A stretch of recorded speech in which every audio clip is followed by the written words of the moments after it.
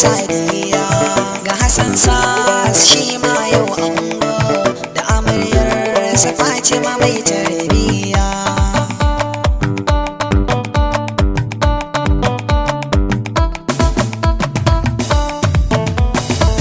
Ya jalla sarki ka ban damar waka in har na rera masoya su taka, kada dan ɗaukaka na kere mai soka na zamo gamji sha sara sha sassaka, kada dan dabba'i da jalabi a jikina in na fito duniya su ji motsina, albarkacin Muhammadu ɗabon Amina roƙon da na yi ka amsan yaran yau biki ne ake da yan gata gausiri ga Hassan sun yaurata ga amaransa Halima da Fatima binta addu'a ta Allah kare kuma gauta dan ajiya ta kankani zan fara da aboki na san baka da fisara shi sha'ani na aure sai allura bai yi kama da gona ko can saura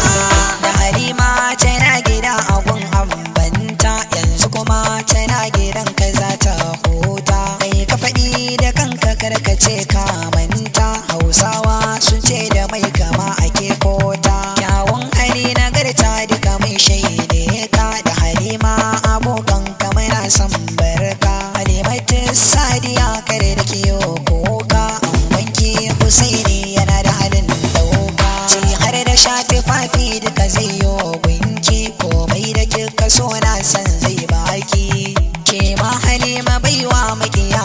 mamaki in har ya sake aiki kare da kice naki taka Halima kyakkyawa mai kyan kwalliya an wanki Husaini ke ya kira da sarauniya sannan har abun sake ce lamba can daya mai haske da kyalkyali tamkar zinariya babu abin da ya rage ki gaba ki ɗaya dan hajiya ina ta yaka da murna gaskiya kai ma Hassan Sas to ga sakonka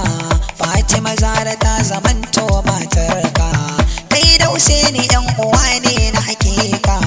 kai ma alkawar a yau dai ka dauka ba laifi bane ina yabanka hali na gari kwarai an shaide ka Fatima Zara gimbiya sannan amarya ba ƙarya bane kin iya soyayya na ji Hassan da ke kaɗai ya kayin tutiya a zaman aure babu harka ta hayaniya Allah dai ya samu dace baki daya